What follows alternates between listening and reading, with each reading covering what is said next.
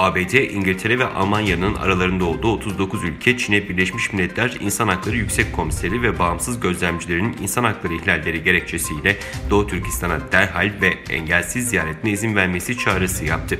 Almanya'nın Birleşmiş Milletler Daimi Temsilcisi Christopher Hosken, Birleşmiş Milletler Genel Kurulu'nda 39 ülke adına yaptığı ortak açıklamada Sincan Uygur Özerk Bölgesi'ndeki insan hakları ve Hong Kong'da yaşanan gelişmelerden derin endişe duyulduğunu söyledi. Hosken, Uygur kültürünün yanı sıra inanç, ifade ve hareket özgürlüğü üzerinde ciddi kısıtlamalar var. Uygurlar ve diğer azınlıklar orantısız bir şekilde gözetleniyor. Zorla çalıştırma ve kısırlaştırma dahil zorla doğum kontrolü yöntemleri uygulandığı iddiaları ortada dedi. Almanya misyonunun yazdığı mektupta ABD, Arnavutluk, Avustralya, Avusturya, Belçika, Bosna Hersek, Bulgaristan, Kanada, Hırvatistan, Danimarka ve Estonya gibi 39 ülkenin temsilcisinin imzası bulunuyor.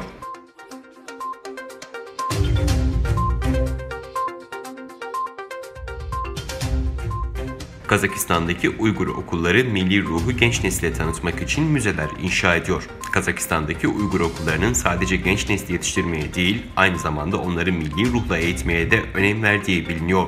Kazakistan Anayasası Uygurlar da dahil olmak üzere ülkede yaşayan tüm halkların çocuklarını milli ruhla yetiştirmelerine izin veriyor.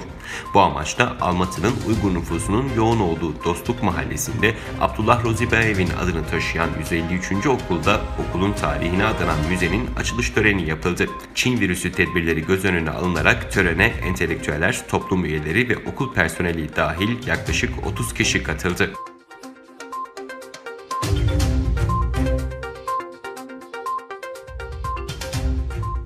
İstanbul'un Beyazıt Meydanı'nda toplanan bir grup Uygur, Çin'in Doğu Türkistan'daki faaliyetlerini protesto etti. Uygur sivil toplum kuruluşlarının çağrısıyla gerçekleşen gösteri Çin Halk Cumhuriyeti'nin 71. kuruluş yıl dönümüne denk geldi. Uygurlar bu tarihin Doğu Türkistan'ın işgali olduğunu belirtiyor. Gösteriye katılan eylemcilerden bazıları aile üyelerinin fotoğraflarıyla "Ailem nerede? Ailemi kurtarın ve toplama kamplarını kapatın" yazılı dövizler taşıdı.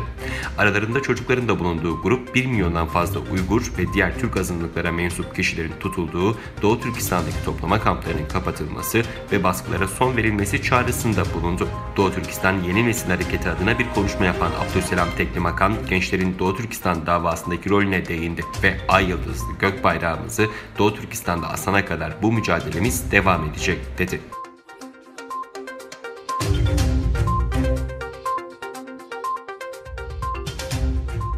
ABD Dışişleri Bakanı Mike Pompeo, Çin'in tehditkar askeri faaliyetlerine karşı İndo-Pasifik bölgesi ülkelerine birlik çağrısında bulundu.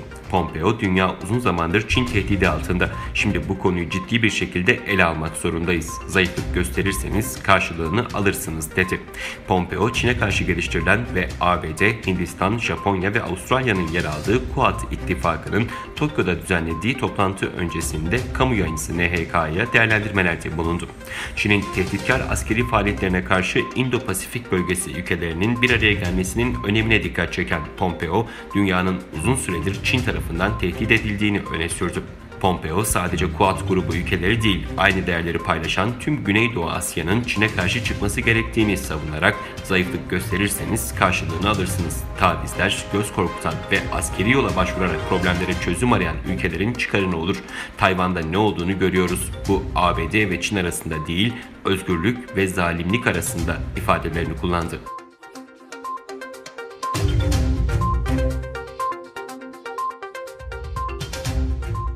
ABD Ulusal İstihbarat Direktörlüğü'nün kongreye sunduğu eski CIA Direktörü Brennan'ın notlarında Demokrat aday Clinton'ın dikkatleri kendi e-mail skandalından uzaklaştırmak için Trump'ı Rusya ile ilişkilendirme planından bahsettiği ortaya çıktı. ABD Ulusal İstihbarat Direktörlüğü'nün kongreye sunduğu eski Merkez İstihbarat Teşkilatı Direktörü John Brennan'ın notlarında 2016 başkanlık seçimlerinde Demokrat aday Hillary Clinton'ın dikkatleri kendi e-mail skandalından uzaklaştırmak için Donald Trump'ı Rusya ile ilişkilendirme planından bahsettiği belirlendi. Ulusal İstihbarat Direktörü eski CIA Direktörü Brennan'ın el yazılı notları üzerindeki gizliliği kaldırarak kongreye sundu. Henüz kamuoyuyla paylaşılamayan notlara ulaşan Amerikan Fox News televizyonu Brennan'ın eski başkan Barack Obama'ya Clinton'ın Trump'ı Rusya ile ilişkilendirme planı konusunda briefing verdiğini tespit etti.